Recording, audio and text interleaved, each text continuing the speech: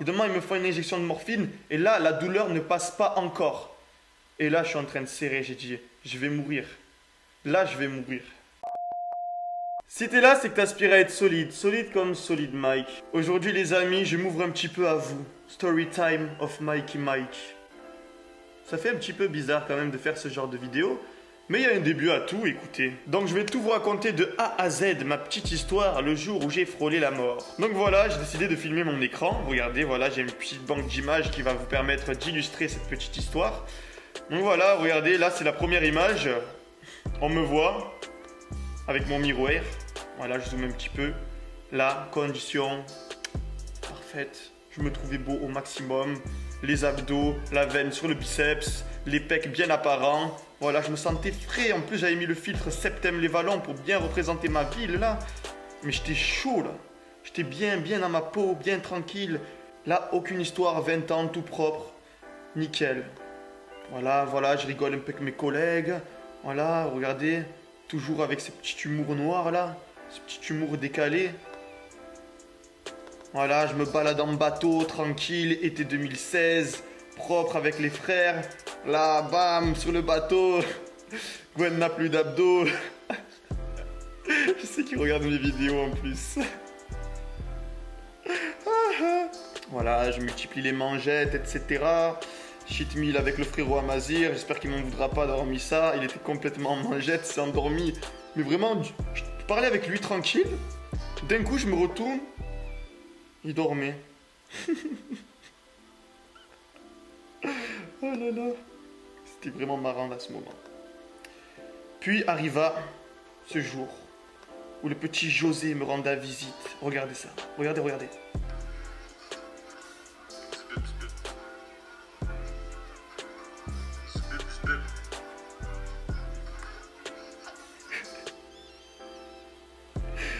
Et là, en fait, c'était ça. L'élément déclencheur, c'était ça. C'est à cause de ça que j'ai eu la méningite. C'est à cause de ça que j'ai eu une inflammation du cerveau et que je me suis retrouvé à l'hôpital. Non, je rigole. En fait, réellement, la méningite, si vous voulez, c'est une inflammation des méninges. Les méninges, c'est la partie responsable de la gamberge, de la réflexion, etc. Donc, je pense que si on peut choper une méningite, bon, la mienne, c'est une méningite virale. Je pense que l'état moral et mental joue énormément sur notre état de santé. Et le fait d'être... en fait, à cette époque-là, j'étais vraiment pas bien, quoi. Il y avait plein de problèmes, plein de soucis familiaux, etc. Et ça a dû vraiment me fragiliser.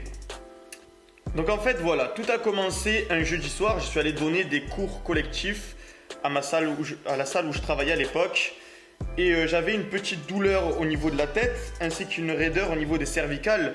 Mais je situerai la douleur plutôt sur du 3 sur 10. On peut travailler, on peut faire du sport avec cette douleur à la tête. Franchement, 3 sur 10.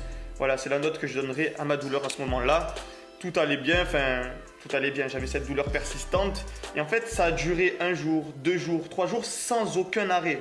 C'est-à-dire que j'avais cette petite douleur, mais constante. Voilà, donc si vous avez des douleurs constantes comme ça, n'hésitez pas à aller voir un médecin ou aller à l'hôpital directement parce que c'est quand même dangereux une méningite. Bref, donc c'était un soir, tranquillement, j'étais en train de...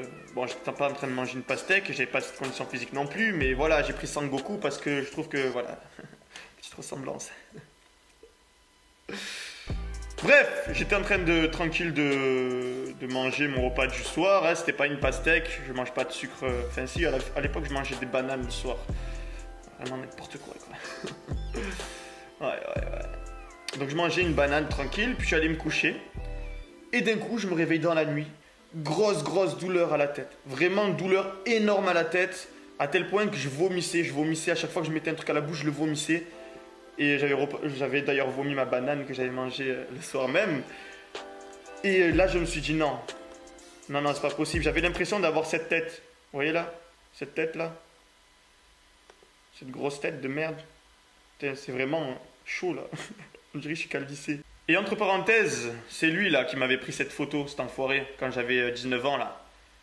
Il avait vraiment trouvé l'angle mort, genre l'angle où t'es le plus moche possible, avec la lumière qui illumine bien l'endroit où j'ai le moins de cheveux, pour donner l'impression que je suis chauve là. C'était vraiment une image digne d'un grand art, bordel. Il m'a vraiment humilié avec cette image, bordel. Ça c'est Amazir. Mais bon, Amazir, on va en parler un peu plus tard. Bref, je vais donc à l'hôpital. Et moi, à l'hôpital, j'y vais quasiment jamais. J'attends tout le temps le dernier moment pour aller à l'hosto. Ils me donnent kétoprophène, des trucs de fou là, enfin des médicaments de plus en plus puissants. Et la douleur ne passe pas, ça passe vraiment pas. Et demain, ils me font une injection de morphine. Et là, la douleur ne passe pas encore. Et là, je suis en train de serrer. J'ai dit, je vais mourir. Là, je vais mourir. Attends, la morphine, le truc, normalement, ça te soulage de tout, tu vois. Eh ben, même ça, ça m'avait rien fait. J'avais encore les douleurs et les vomissements à répétition, une douleur de malade à la tête. Voilà, j'étais à l'hosto. Et ça, c'était le lendemain. Donc, on me fait une ponction lombaire. La ponction lombaire, je la sens même pas. Parce qu'à mon avis, j'étais sous morphine. Ils me font la ponction lombaire, zéro douleur. Mais la douleur toujours à la tête, une douleur de fou. Au bout d'un moment, au bout de 10h30 de souffrance, ou même plus, je sais plus, je crois qu'il était 21h. 21h, j'arrive à m'endormir. Je m'endors parce que la douleur s'était dissipée sans que je m'en rende compte. Je m'endors et je me réveille à 22h. Le médecin vient me voir et me dit, donc oui, on a fait les tests, etc. Vous avez une méningite virale. Il va falloir prendre tel et tel antibiotique, etc. Donc voilà, j'apprends que je vais être sous antibio, etc. Et ils m'ont dit, vite fait, ne vous levez pas et ne vous asseyez pas. Surtout, restez toujours allongé. Et moi, ce que j'ai compris à ce moment-là, c'est de rester allongé sur le dos. Et j'avais une douleur au niveau de l'abdos, là. Au niveau de l'abdos. Lui, là. J'avais mal ici, là. J'avais un électrode posé dessus. J'avais mal ici. Voilà, voilà. Donc, j'avais mal. Et le matin, donc je me lève. Je vais devant le miroir, etc. Je fais encore un petit peu mon beau. Regardez ça. Hé, BG. Donc voilà, je me lève sous perf. Et là, j'avais perdu 8 kilos. Je faisais 85 kilos avant de rentrer à l'hôpital. Et en une nuit, j'étais tombé à 77. Franchement, le mental avait pris un sacré coup. Ouais. On dit le poids, il faut pas se faire attention, il y a l'eau, etc. Mais bon, j'étais hydraté, regardez la perf. J'étais hydraté, bordel. Donc moi, je me posais 1000 questions. Je me suis dit, merde, comment je vais faire? Comment je vais faire pour revenir à mes 85 kilos? Là, j'étais vraiment dégoûté. Vraiment, mais vraiment dégoûté. Pour quelqu'un qui fait de la musculation, qui travaille sur son corps et tout, je peux vous dire que c'était le plus gros coup au mental, réellement. C'était la condition physique. Je venais de frôler la mort, mais je m'en battais les couilles. Je disais, regardez, preuve, regardez. Regardez bien cette image. Vous voyez cette image? Tout à l'heure, je vous ai parlé. Tout à l'heure, je vous ai dit que j'avais mal à l'abdos. Quand j'ai enlevé l'électrode, il se trouve qu'en fait, on ne peut pas accuser le grade d'avoir voilé ou l'eau, par exemple, parce que j'étais complètement déshydraté et j'avais les muscles apparents. Et en fait, j'avais les abdos qui avaient disparu. Enfin, une partie des abdos qui avaient disparu et l'abdos du bas tombait, vous voyez? Ça faisait un genre de triangle et là, il n'y avait plus d'abdos. Et là, j'étais fané, j'ai appelé l'infirmière. Infirmière! Non, je rigole, j'ai pas crié quand même. Et je lui ai dit, donc je lui ai dit carrément, Madame l'infirmière, j'ai une question. Voilà, en fait, j'ai un abdos qui a disparu. L'infirmière était un peu dépourvue. Elle a dû se dire dans sa tête, attends, le mec il vient de frôler la mort. Parce qu'une méningite, il faut savoir que si vous la soignez pas à temps, vous pouvez en mourir. D'ailleurs, la même année, il y a 2 étudiants universitaires qui sont morts à cause de la méningite à Dijon. Je l'avais vu dans les informations.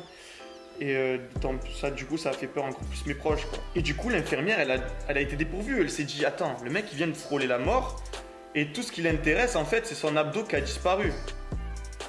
En gros, elle a dû se dire ça dans la tête. Et sa réaction, ça a été, il y avait mon ex-gadji à côté. Elle a regardé.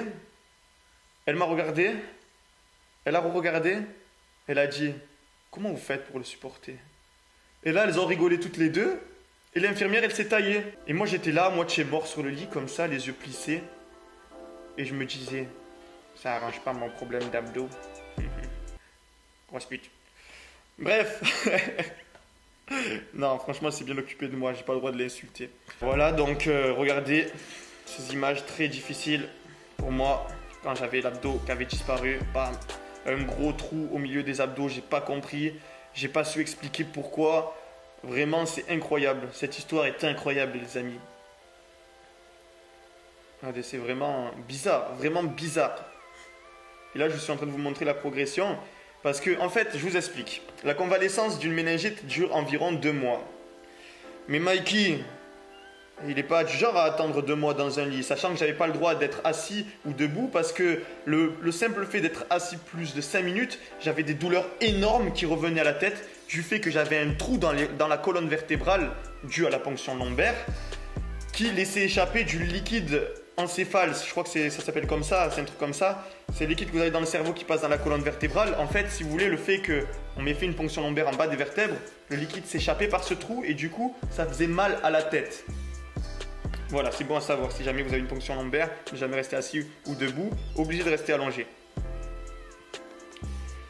Donc moi, je voulais pas me laisser faire pendant ces... En fait, pour réellement m'en remettre, il m'a fallu 2 semaines pour que je puisse me remettre assis et debout et tenir plus d'1 heure en position assis ou debout. Donc voilà, petit à petit, les abdos revenaient. Voilà, vous voyez, le trou, il commençait à... Enfin, l'abdos du bas, il commençait à moins descendre. L'abdos du haut, il commençait à se reformer petit à petit. Voilà, de mieux en mieux. Regardez, là, c'est presque réparé. Il m'a fallu environ 2 ou 3 mois avant qu'ils reviennent entièrement. Et moi, je regardais, pendant que je travaillais mes abdos, je regardais cette photo. Je regardais cette photo, vous voyez, là, c'est l'abdos du droit. Ça, c'est l'abdos droit. Donc là, c'est parce que je me prenais face miroir et du coup, ça faisait pas le même endroit. Bon, bref, je regardais cette photo d'avant de moi, avant d'avoir la méningite, et je me disais, mais putain, j'étais parfait, bordel. Et là, j'osais me plaindre. Avec cette condition physique, je trouvais toujours un petit défaut, le pec qui était dissymétrique et tout. Je m'en voulais en fait d'être aussi perfectionniste parce qu'à l'heure actuelle, j'avais les abdos qui étaient complètement dissymétriques. Quand on a obtenu la condition physique que j'avais eue avant, je peux vous dire que c'est très difficile de retomber plus bas. Donc dès que j'ai pu me lever, je me suis relevé, bam, j'ai pris la photo, bam, avec l'abdos détérioré. J'ai dit à mes potes, vas-y, prenez-moi en photo, regardez comme je suis sec, les cuisses presque striées. Vraiment, là, c'était... J'ai commencé à reprendre du poids. Je crois que j'étais monté à 80 kg, un truc comme ça. Donc, j'étais content. Là, je commençais à me lever. Et quand je me pliais, en fait, j'arrivais à faire un effet d'optique pour que mon abdos réapparaisse. Voilà, avec la graisse, etc. J'étais content parce que j'ai mes potes qui venaient chez moi s'entraîner. Je pouvais rester assis ou debout, mais pendant pas longtemps, genre 5-10 minutes. Et là, je m'entraînais en fait en position allongée. Je me suis mis assis juste pour la photo. En fait, pendant ces 2 semaines de convalescence, je faisais des pompes et des abdos. Je voulais pas, j'acceptais vraiment pas d'avoir autant perdu, quoi. J'acceptais vraiment pas. J'étais là, je faisais des pompes. Malgré que c'était déconseillé par les médecins, mais j'avais la mentalité vraiment muscu. Et arriva le beau jour où je me suis dit, ça y est, mes abdos sont revenus. Là, on peut dire que mes abdos étaient revenus. Là, j'étais vraiment refait. Voilà, mes abdos étaient bien carrés, symétriques, etc. C'était pas comme avant encore, mais là, on peut dire qu'ils étaient revenus. Enfin, il était revenu, quoi. Parce qu'il y avait qu'un qui a disparu. Ah là là.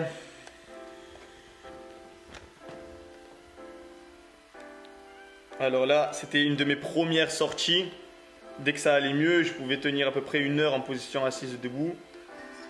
On était allé à Cultura, regarder des instruments de musique. Avec Julien le musicien.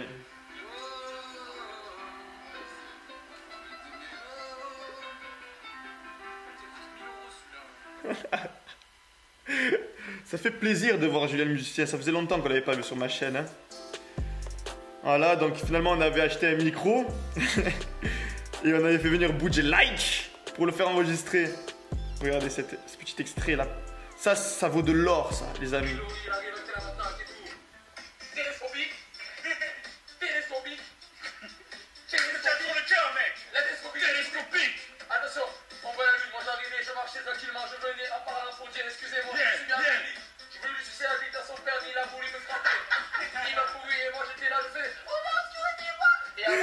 Stop. Il faut que je vous explique pourquoi Budget Like a dit ça. En fait, il avait eu des problèmes avec son ex, d'accord?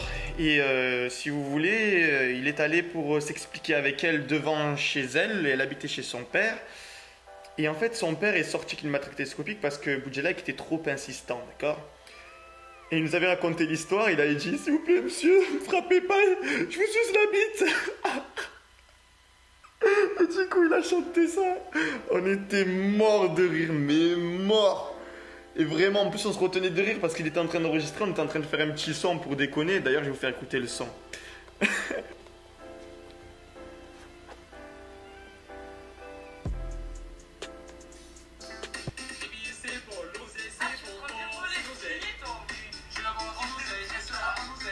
Attendez. J'avais oublié ça. fait, je vous explique, je remets les choses dans leur contexte. Là, c'était mes premières sorties. Autant vous dire que franchement, ça m'avait vraiment redonné le moral à fond. Avec des fous comme ça autour de moi. En fait, Boudjel Like, il a chanté dans la chanson, il a dit que il avait rencontré sa meuf actuelle et qu'il avait dit...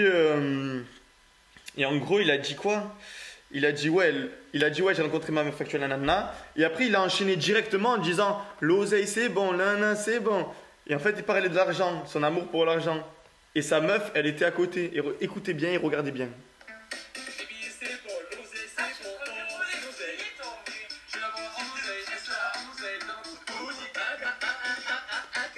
Elle lui a dit en fait, tu me prends que pour les billets, hein, fils de pute. Ah, putain de merde. Bon, bref, reprenons du sérieux, les amis. Parce que le thème, c'est vraiment de vous motiver et pas non plus de faire les clowns au max. Allez, donc voilà. Ça, c'était quand j'avais repris les entraînements. 3 mois après, donc j'avais bien repris déjà. Enfin, ça faisait à peu près 2 mois que je me rentraînais en salle. C'était en mars, début mars, sachant que j'ai eu la méningite début décembre. Tac. J'étais allé m'entraîner avec Amazir, mon frérot Amazir, parce que ouais, j'avais besoin de son soutien, j'avais besoin qu'il me remotive, parce que j'avais subi vraiment une transformation dégueu, hein, vraiment j'étais devenu...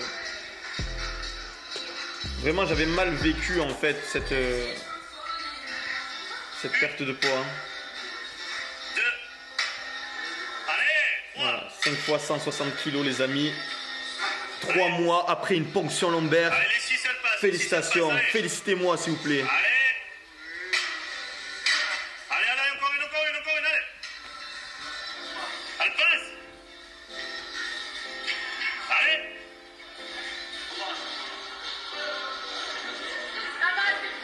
C'est bon, t'inquiète. Occupe-toi de ton truc. Ouais, j'étais fier et j'avais marqué 3 mois après une ponction lombaire. Hein. Allez. Je sais plus ce que je faisais là.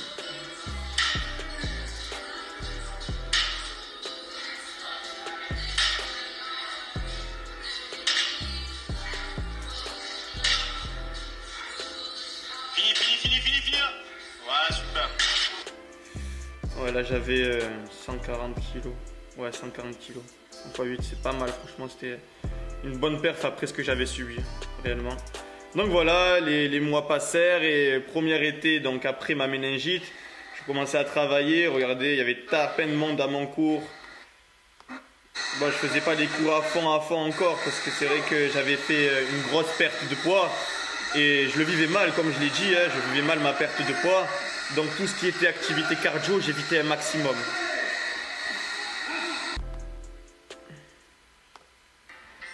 Alors cette vidéo, c'est le jour où j'ai découvert que je pouvais sauter une Clio 3. Alors regardez bien, elle est cool celle-là de vidéo. J'ai bien kiffé moi.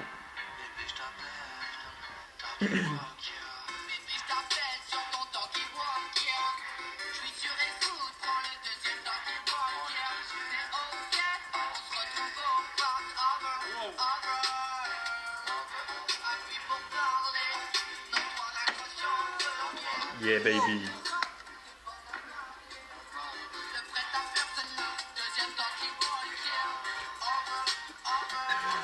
Julien le musicien.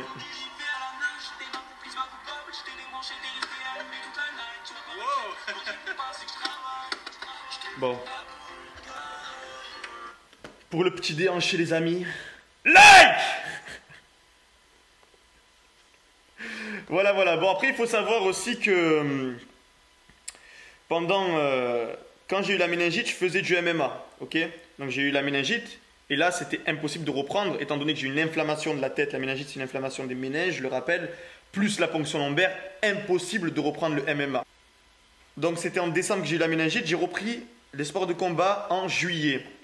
Donc voilà, je vous mets un petit extrait de quand je boxais. C'était dur la reprise, c'était très difficile la reprise. J'avais très peur de prendre des coups à la tête. Vous allez voir, je ferme les yeux, j'essaie de me couvrir un maximum. Voilà, j'étais très craintif quand j'ai repris le MMA après ça. Et là, on boxait qu'en anglaise en plus, donc ça arrangeait pas les choses.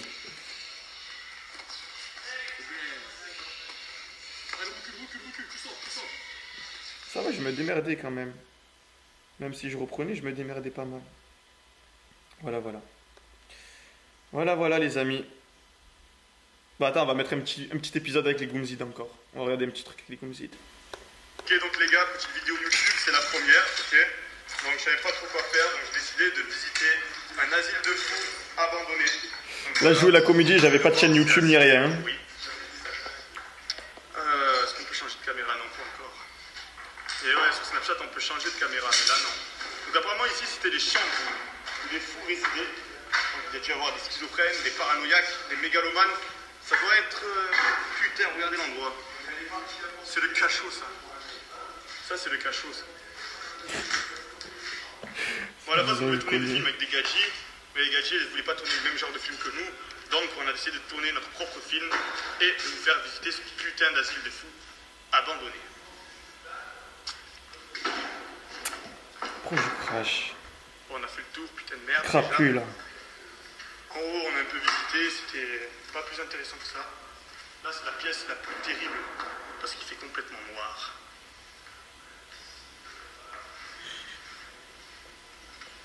Ici, il y a une petite passage qui mène à la chapelle. Donc, image très forte, regardez ça. Vous avez un petit tabouret avec une corde.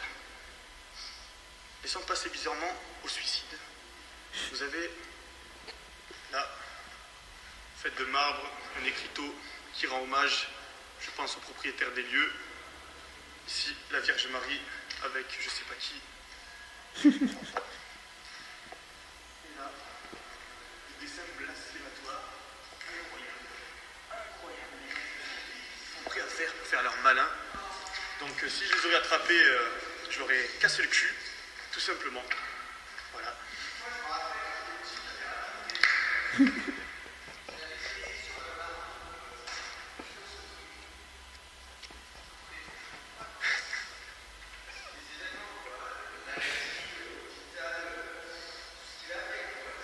Ça disait, il fait une vidéo derrière. Bon, on va se tailler maintenant. On va se tailler, donc je vais devoir couper la vidéo parce que c'est assez risqué quand même d'escalader ça et de passer par-ci par-haut. Comme vous pouvez le voir, il y a à peu près 2 mètres. Et si vous passez par derrière, vous avez en tout 3 mètres. Donc voilà, vous voyez, c'est... Donc voilà, j'espère que cette vidéo vous a plu.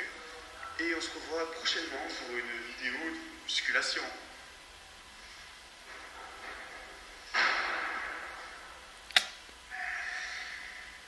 Ah, là, j'étais bien, là, j'étais bien revenu.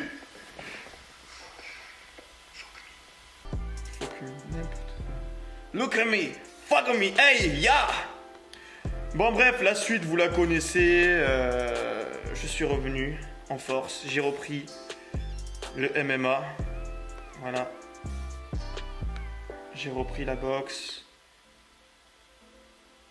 J'ai repris les affaires. Voilà, j'ai repris les affaires. La drogue, le deal, le cartel. Ouais. Non, je déconne. Ah putain de merde. La suite, vous la connaissez, ma condition physique actuelle, donc à 80 kg. Tac.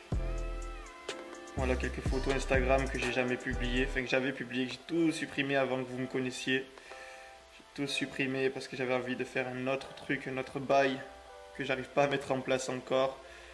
Le jour où j'ai tourné la vidéo, courir vite grâce à 6ix9ine. Voilà, voilà. La condition physique actuelle de mes cheveux.